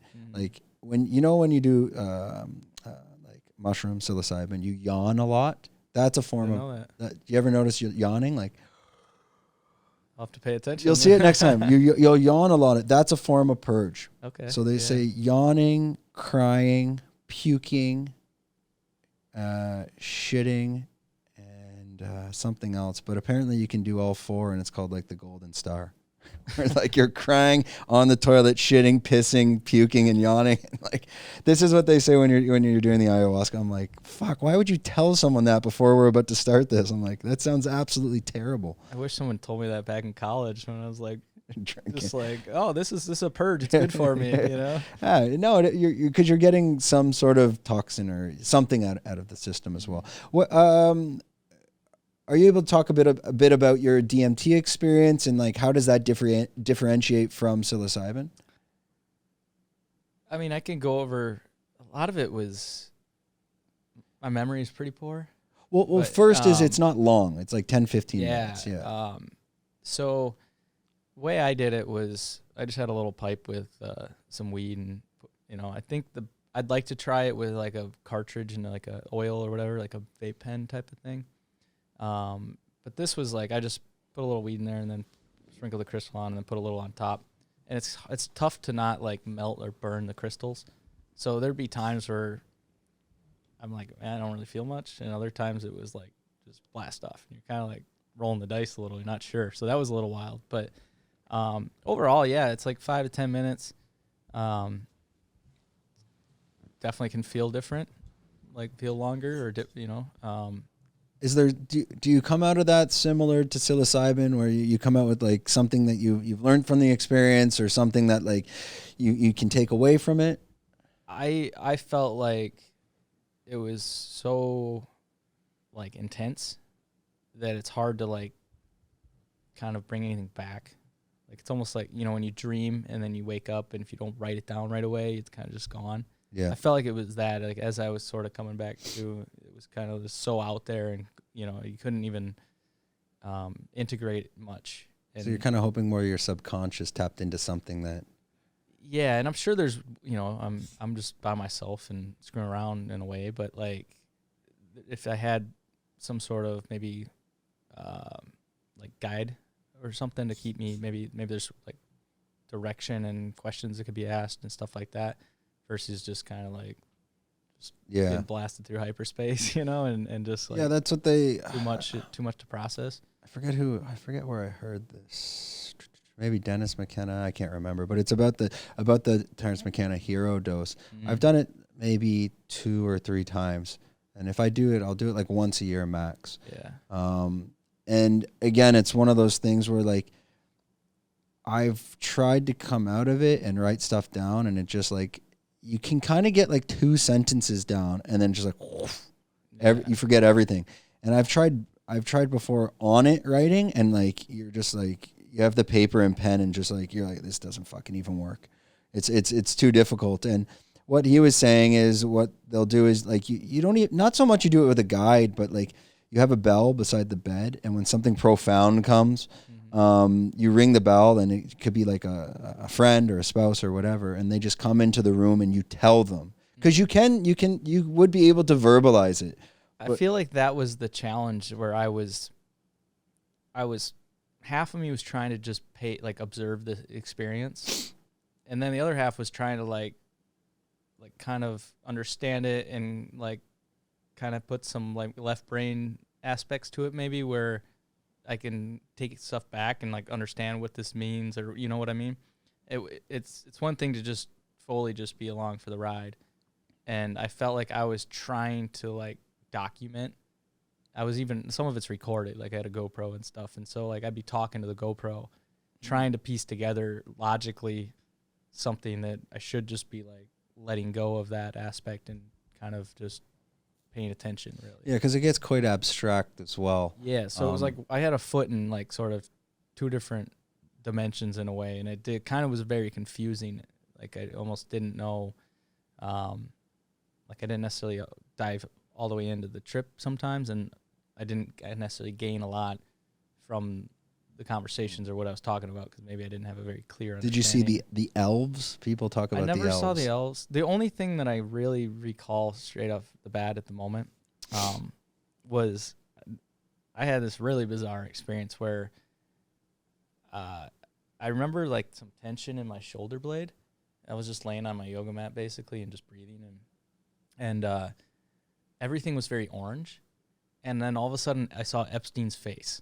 Okay. And I was like, whoa. Like, I just remember being like, yo, we're out. Like, peace out. And I like kind of snapped out of it and like kind of opened my eyes and was like, what the fuck? I don't know where that comes from, but I ain't going down there. You know, no. Like, it was weird, man.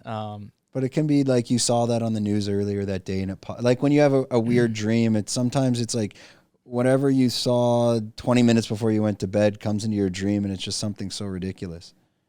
This felt like I was connecting to, I don't know if you'd say like a dimension or like a, I don't know, like, you know what remote viewing is? Yeah. I kind of felt like there was like that potential there. Like I could have been like accessing some sort of experience or perspective or something that like if I dove into it deeper, but I bitched out. But I have stories of that. I won't go down that rabbit hole. Like, I've never really had a bad trip though. So like that was something where it was like, no, I don't want to go there.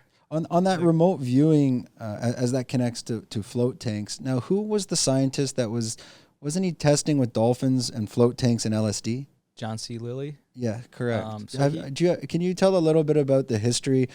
They talk a lot about that on Rogan. He doesn't dive too much deep, but obviously coming from your background in float tanks, I'm assuming you've done that research. Could you speak a little bit about that? So he gets the credit for like inventing the isolation tank, or as I think what he called it. There's a few different terms out there. Like there's sensory deprivation tank, float therapy. They call it REST, like restricted environmental stimulus therapy or something. So there's been various sort of brandings throughout the years in industry, but it really started in like the 50s. You had this big tank and like a big scuba helmet or something, and was floating, and it was actually kind of a thing. Like in the 60s, 70s, into the 80s, like there was float centers around, and they developed the product better into more like commercial tanks and stuff. And my understanding is that the AIDS scare was the kind of killed the industry, because it was like bathhouses and stuff like that. We didn't know how it transferred, so people got scared of like public in the 80s. Yeah, and so it just if I recall, I'm part of a few industry groups and stuff, and there was like a report, and I think it said that there was 0 or 1 float center that's been open since before like 1990.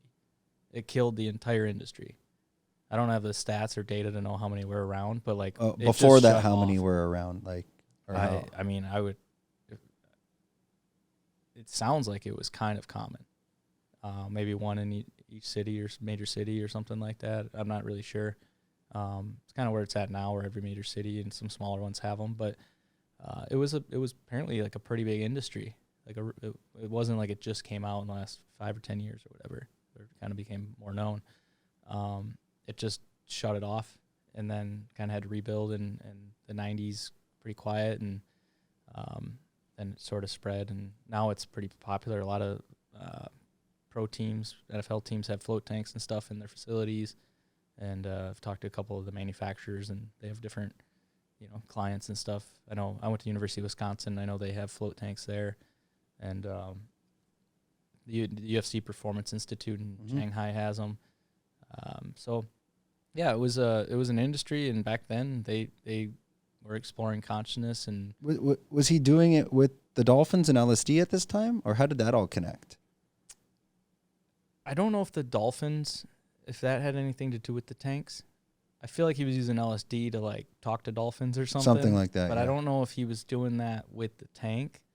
Or what was his initial motivation was it for remote viewing initially, or was it more? I think he was like a neuroscientist or something like that. So a lot of it, I think, was just interest in how the brain worked.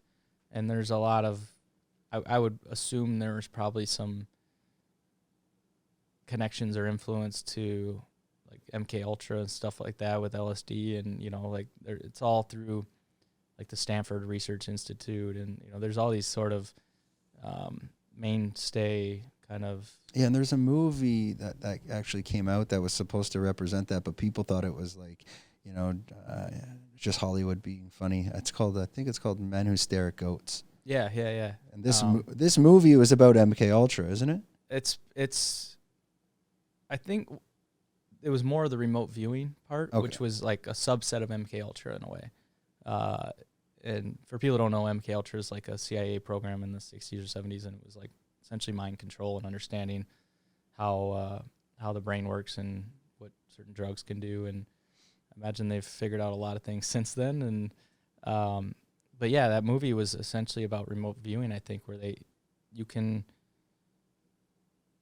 the idea is basically you can give someone like coordinates or a location or some sort of thing that if you can focus on it well enough, you can start to like visualize what's there. And it's kind of like you said with the bell and with the trip is like they basically just start drawing and they're channeling what they see in a way.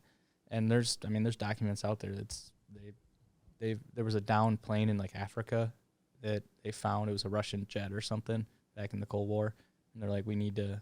Or maybe it was a U.S. jet or something, and we're like, we need that technology, and they didn't want it falling into Russian hands, and like, where is this?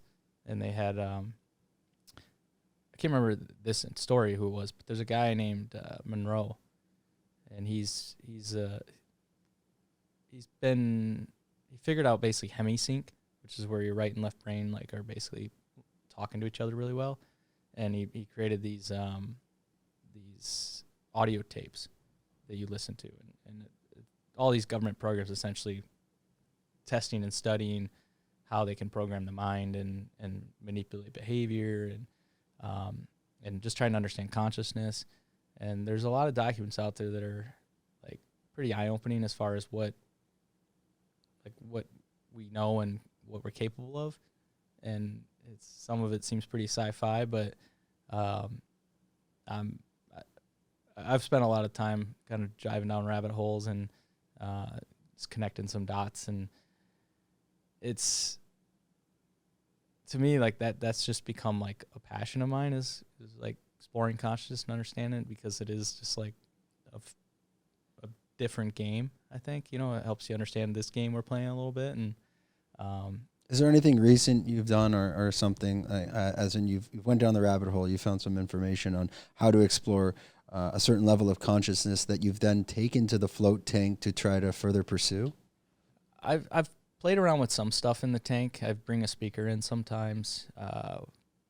I'm about to have to go through the process of designing a new tank and with expanding and stuff like that. But so there's upgrades there that I want to have, and I don't have any way of I'd like to have some way of getting speakers underwater, like headphones or something. They have those here. And maybe plugging it into the tank or something. Just figuring out how it's going to work. Or you can actually put waterproof speakers, these little earpieces. There's a guy, I'm sure everyone on the island knows him, a guy, Goldie. Okay. and I was with him maybe 3 weeks ago, and he was showing me and explaining to me he floats. I'm not going to disclose the place, but he floats in a lake, and he goes in kind of it's like a built-in life vest into his clothing. It looks like, and he puts on like these noise-canceling waterproof headphones. Are they Bluetooth? They're Bluetooth. Okay. They're Bluetooth, but it's like they're quite large, but they're waterproof. And then he literally goes to the lake and he puts those on and he floats in the lake. Sounds awesome. Yeah. Like I highly recommend that. And he said, but he does it early. I think quite early in the morning, so it's not too hot. But yeah, no, they do exist. I just don't know. I'll ask him. I'll ask him where he's getting them. I'm going to assume he's probably brought them from overseas, or you could import them. I've messed around with. I bought some cheap waterproof wire, or they said waterproof, but they were like the wireless earbuds, and it almost like the Bluetooth didn't connect once your head's in the water. Okay. It was like kind of choppy, and then they died after one use. But there's probably high quality ones or something that's more. I'll send him. Just remind me, and I'll send him a message and ask him which brand he's using. Do you know like binaural beats? I've heard of that. I've heard of it, but no. It's essentially going back to like the brain waves, and you have different states of consciousness. And right now we're in beta, which is alert, sort of conversational. Alpha would be maybe reading a book at night or something like that. Theta is that lucid dream, like you're kind of aware, but you're not. And then delta is sleeping. And so you move through each state. Like when you wake up, you move through the states, and then when you go to bed, you kind of drop through each one. And what binaural beats do are they play one frequency in one ear and one in the other, and they're off by, so like theta states, it's different wavelengths of brain waves. So I think it's 4 to 7 hertz is theta state. So if you listen to something in one ear that's like 100 hertz and 105 in the other, your brain picks up the 5 hertz difference. So they call it brainwave entrainment. You can essentially like trick your brain into like shifting states of consciousness through using binaural beats. And they're in some like, there's tons of YouTube videos and stuff that you can play overnight, sleeping type things. And I want to play around with those in the tank, because you do enter that theta state in the tank, and you kind of get to stay in that state, which it allows you to get there quicker, or what's the purpose? It basically your brain slows down a little bit because it doesn't have to process a lot of information, and so you drop into that like lucid dream like world, and you stay in that. And kids are in theta state a lot, and one of the big things about theta state is that and it goes along with like psychedelics, I think it's your default mode network it gets like detuned essentially or turned off. And so when you're in theta state, your like ego and your pattern recognition software is quieted down. So your brain isn't jumping to like, oh, I know what this is, and projecting. You're like daydreaming. Yeah, you're more like a sponge. You can just take in information, and it isn't like this.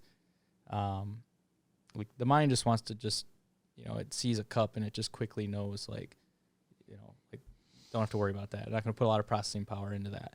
Mm-hmm. And so, being able to like trick your brain into theta state, it quiets down and it turns off like the jump to conclusion sort of aspect of your brain. And so it allows you to absorb information like it's less filtered.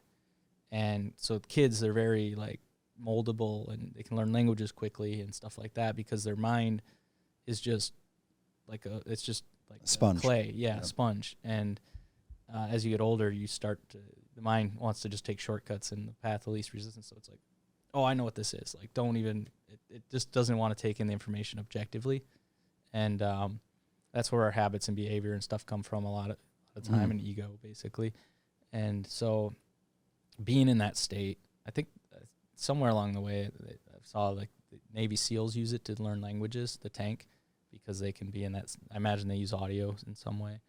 So you could like put yourself into that state of mind, go into a tank and maybe play an audiobook on learning a language or something in that sense. Right. Like basically by putting yourself in theta state, which you can do with the binaural beats, you can do floating. It's hard to do sleeping because you drop into delta and go to sleep, or you're waking up and you become alert, and you're kind of like, oh man, like I wanted to stay in that, maybe that dreamlike state, but you become more You could alert. test that with maybe Thai audiobooks and have a friend do it not in the tank and compare who's absorbing it better. I mean, there's a lot of variables there, but Yeah, it's certainly worth I actually have one I could send to you. It's Pimsleur's Thai audio.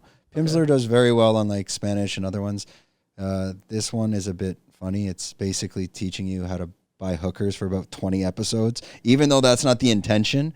But like halfway through, it's like, where's the nearest hotel? How much? how much money would you like tonight? It's like, okay, let's get to the something that's more practical. But I could send you it's like 30 episodes. They're half an hour episodes. But I use them to learn Spanish, and it's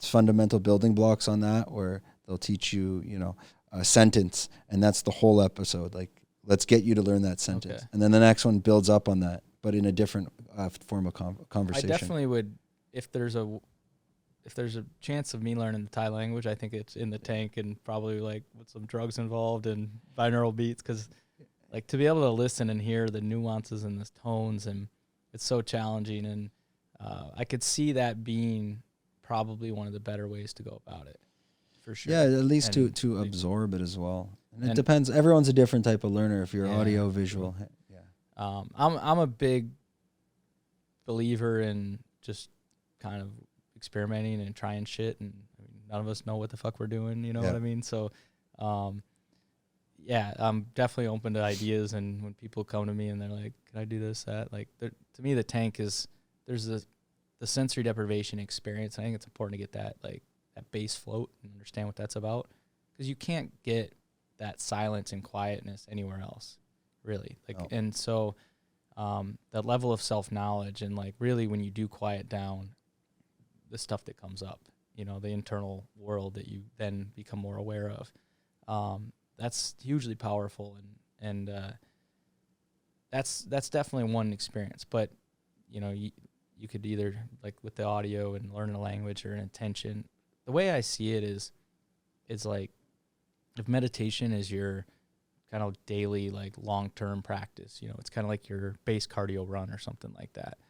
And then you have like your psychedelics is like the high intensity interval training or some shit, or something you're not doing very often. And I feel like floating's kind of that in-between maintenance thing, or maybe it's just a strength program or a few times a week or something. But it's also that sensory deprivation that you really cannot get anywhere else. And I mean, even for someone like yourself that was spending time at your parents' farm, to some extent you get it there, but there is still noise. Like, for example, I was up, where was I? I mean, Phuket's already quiet enough. I mean, there's gravity. Yeah. Like, you're laying on a yoga mat. Like, yeah, you still feel something. But I was up at Khao Sok and staying at the national park. And even that, the difference between like Phuket and there was just like, you still felt like more in tune with yourself, even though you could hear like some dogs hunting some sort of wild pig in the forest. Like, there would always be something you that would come across. But I don't think there's any other way to have sensory deprivation at that level other than a float tank that I mean. No, it's certainly important to, like, if your sensory inputs are from nature, I think that's the best sort of information you can get. Getting sunlight and hearing wild animals, or the jungle at dusk or whatever. But it's more natural than, let's say, like I'll go to Bangkok every other week, and it feels a bit. I get flustered quickly from living here to going to the city, where it's sensory overload. Yeah, I think our whole world's that way, and it's set up that way, and there's intention behind that to like grab your attention and distract you. Just everything's external. Like, look this way, look that way, buy this. Like, it's you're constantly being bombarded with like impulses and information, and sound is hugely powerful. Like, it's you listen to a song and your mood changes. Like that vibration is a lot. It does impact you. Mm-hmm. Just like the weather does. So being in a city, being in like a cloudy weather, just direct influence on your experience and how lazy, you feel, and you order in, you don't go to the gym. It's just you go to, you know, what's the easiest path of resistance. Yeah, and that's where having those fundamentals day to day and that consistency of, you know, just you breathing right, you getting some movement in, you eating decent, you getting some water, you sleeping well, like just those little things consistently can combat kind of the world that we have at the moment, you know. And certainly there's a lot of things you can add to that, but it's really, to me, about being like a conscious consumer, you know, whether it's of content, whether it's what you eat, whether it's what you're buying, you know, are you buying a bunch of random shit and it's like very materialistic? So it's being more conscious of your behaviors and why are you doing this? Why are you doing that? And that's the power of the tank to me, because it's really a cheat code to meditating. And so you're not like, oh, my back hurts or my dog's running around or something. Like, those distractions don't exist. So it's easier to stay focused and kind of get in that more like Zen-like state, theta state. And so if you're consistently like practicing on like controlling your attention and where does it go and what are you consuming, it's really a skill set that's very valuable nowadays. And in over every course of time, really, but like paying attention to your attention, like where's getting pulled, what's pulling it. There's a lot of information there, and becoming aware is kind of the first step in a lot of ways. So that's one thing I feel, just my contribution, what I can try to help combat like some of the challenges that we face as a society is helping people to develop their awareness and their control over that, and becoming more conscious, basically. And yours, I think it is. You're one of the only, if not the only, float tank left on the island now. I don't know if I think they bought them from the old place. So there's the old place in Naiharn that shut down, and then Stay Fit Resort in Rawai has a tank or two, and I think they bought the tank from the other shop. I'm not 100%. But it's not as promoted for, like, you know, come for float tank. It's more at the resort. Right. It's not a standalone place. It's not just about floating. It's more of a tool for their guests. And I think you could go from it. You don't need to be like a member or something. I'm not sure. But it's just another tool that, you know, like sauna, ice bath, yoga class, just like a retreat that's offering, you know. It's another add-on that they're having at this retreat. One thing I really am focused on for Float Indigo is being very affordable, because that was what, for me, kicked all this off. It was like, how can I do this consistently? And it is that practice. I get asked all the time, how often do you do this? And, you know, everybody's different. It's whatever. Are you doing it once a day now, or? I did that once. I did a 30-day straight kind of challenge. Yeah. I don't think that's needed. No. But, I would say ideally twice a week for me. Being open, it's been a little bit more challenging. I used to get to float whenever I wanted for 2 years, you know, but it's just that maintenance program for me physically, and then kind of helps me solve problems or creative ideas and things like that. What about the technical side to the tanks themselves? I have heard on Joe Rogan there is a difference in quality between different tanks. Even he said he'll go to this place has a better tank than that place, but he never really explains technically why.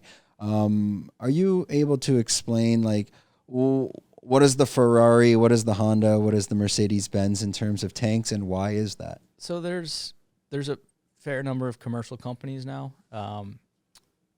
that they create like those pod like tanks, and now there's cabins, which is like a sliding door, and then they've opened float rooms, so it's just like an open pool essentially. And there's pros and cons to all of them. The open pool is obviously great if you're maybe a little more claustrophobic, but then it's challenging to keep the room temperature warm enough so you feel the difference between the water and the air. But the price point for these tanks, I mean, they're very different in terms of, like, you know, on the maintenance side. I'm not an expert because I haven't pursued that much. The tank that I've got was built here in Phuket, and that's what's going to continue, is probably for the future of my business, is just sourcing local parts if something goes wrong. Like if I order something from the U.S., now I got to wait for a technician or a part or something like that.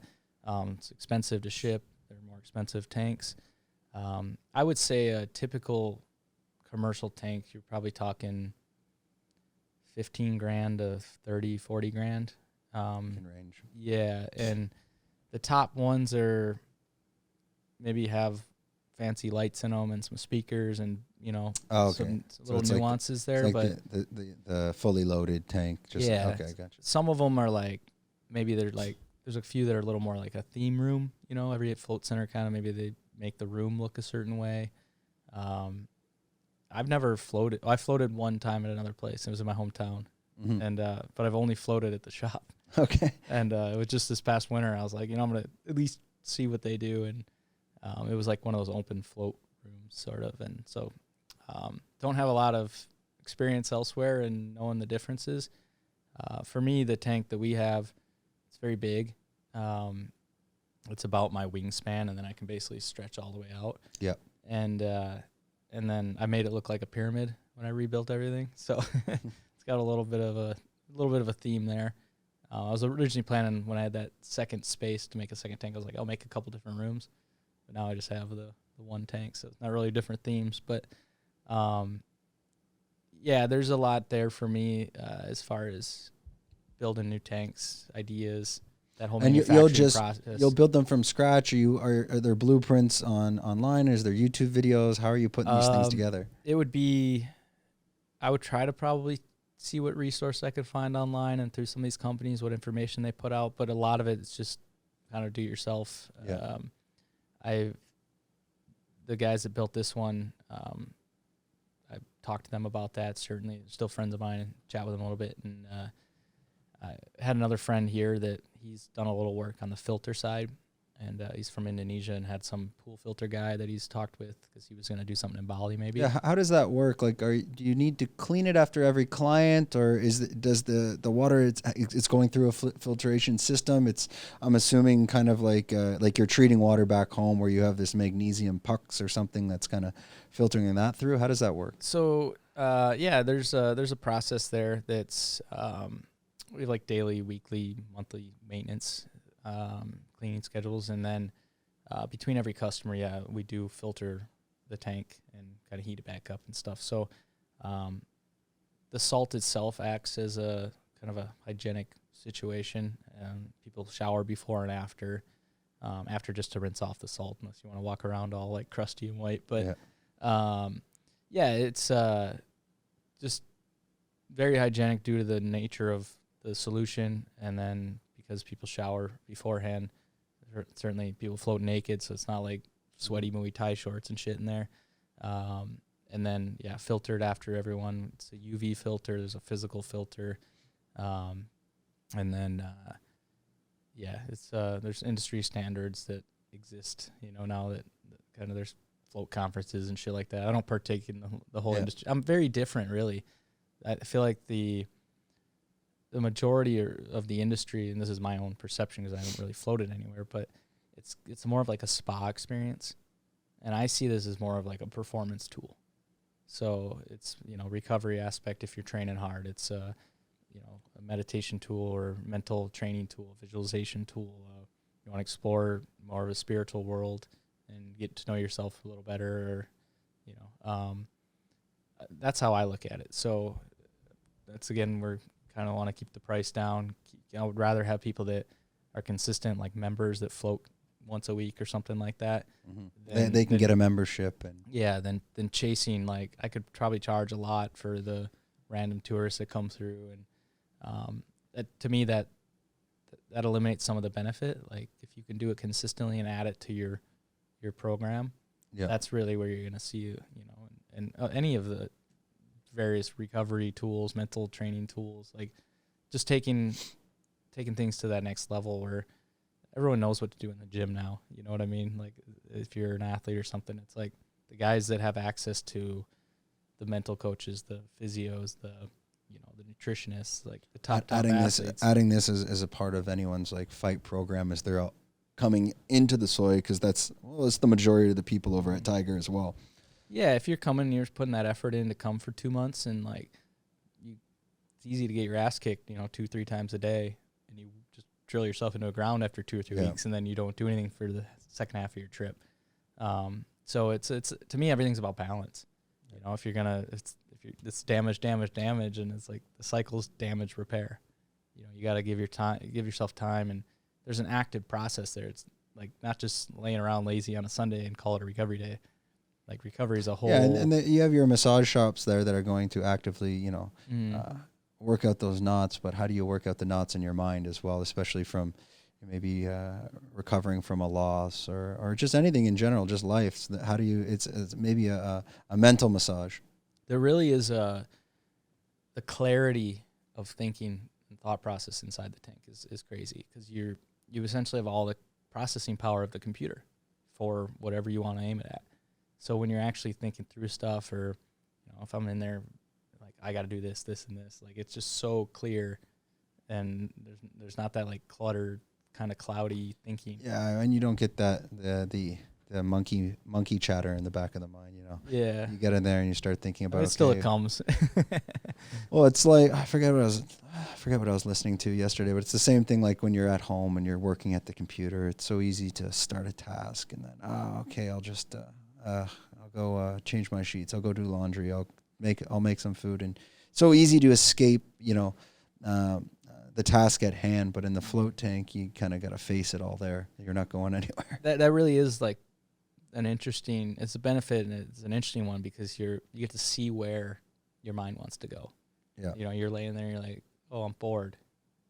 And then your mind goes somewhere, or sometimes it goes somewhere. You're like, why the heck am I thinking about that? Yeah. And I don't think, there's an important aspect if you can control that and just be like, oh, my mind ran off, bring it back to my breath.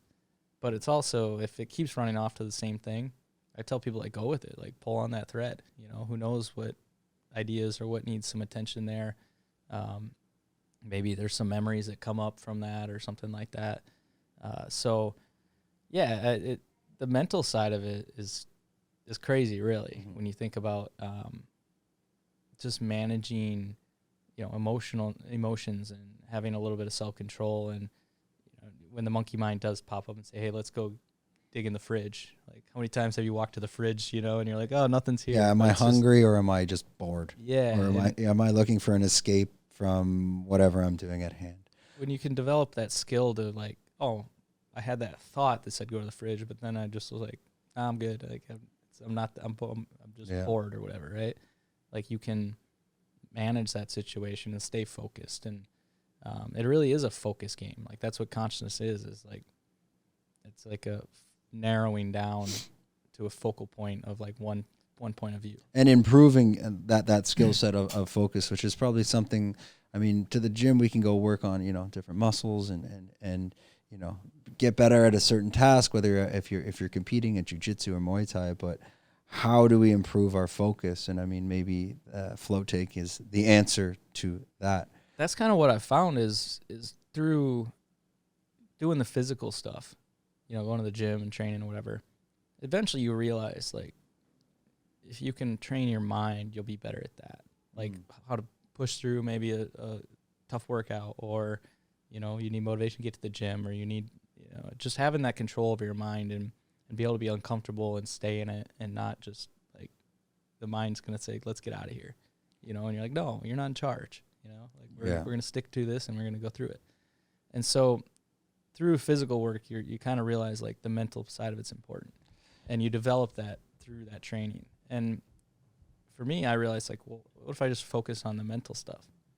And through focusing on some of that, I felt like I entered more of a spiritual world, and that, like, they all go hand in hand. It's like the more I focused on the spiritual stuff, the better I was at the mental stuff, and the better I was at the physical stuff. And so it really is that. I mean, it's developing that focus to be in the moment and be present and feel what you're feeling and be aware and observe it, as opposed to just be some like programmed software that's just reacting to the external circumstances. Well, it's always easy to go to your comfort zone as well. Like even last night, my girlfriend wanted to do hot pot, so she's like, okay, we got to get a hot pot. It's like 8:00 at night. But like mentally, I'm like, yeah, let's get a hot bowl of cereal would be just fine right now. Well, no, we physically bought all the stuff to do the hot pot. So we go there last night at 8, but like I didn't go there for the hot pot. I went there because I knew the McDonald's is across the road. So I was telling him, I never eat McDonald's, like once every 4 or 5 months. Yeah. But it was like 8. I'm like, fuck it. I'm getting a cheeseburger. I don't give a shit. I know it's terrible for you. The problem is like from our generation, we've tasted the crack. We're fucked. Once I have kids, I'm not letting them touch that. All right. On that note, we must be at 2 hours. Are we really? Yeah. Yep, and the battery died. Which one? Oh, my camera died. Okay. So we're on this camera. That's perfect. When did it die? Just now? Oh, perfect timing. Okay. So what we'll do is I'm going to shoot you to your camera and just let everyone know like how to find you, where to find you in Phuket, Instagram, and any other information you want to pass on. And yeah, take it from there. All right. So yeah, we're Float Indigo on Soi Tayed and Chalong. It's Phuket. And we found Float Indigo Phuket on Instagram. We got a Facebook page, website, floatindigo.com. The studio stuff, we'll be launching that, Studio Indigo. And going to be launching a sponsorship program for Fight Indigo and got a few different little brand modalities there. So, yeah, don't really mess with the social media too much, but Instagram. And the best way they can reach you is Instagram if they want to shoot you a message. And yeah. Instagram's the best at the moment. And then content-wise, it'll be probably Instagram and YouTube. Okay. So, but website's great for if you want to learn about floating, make bookings, stuff like that. So, yeah, thank you for... Okay, I guess we're cutting back to the middle, yeah? Okay, so this is a rare cut, but yeah. Okay, well, thanks a lot, Tristan, for joining us. Again, you can find him on Float Indigo on Instagram, correct? Yep. That's probably the easiest way to reach him. I highly recommend at least trying it out once and seeing if it's for you. I did it once. To be honest, I would go more often. The reality is living in Phuket, we live in our bubbles, and I'm stuck in mine up at Surin. I mean, it is far. Maybe there'll be one up here one day. Hey, with these guys up at Bangtao Muay Thai, I mean, this place is going to be I think it's going to be the new Soy. I felt that. I came up here in like October when they were up here. And, yeah, it's a good buddy of mine, John, he's working with Ali, and they've been poking around up here for another location, and like Ali's Barbecue.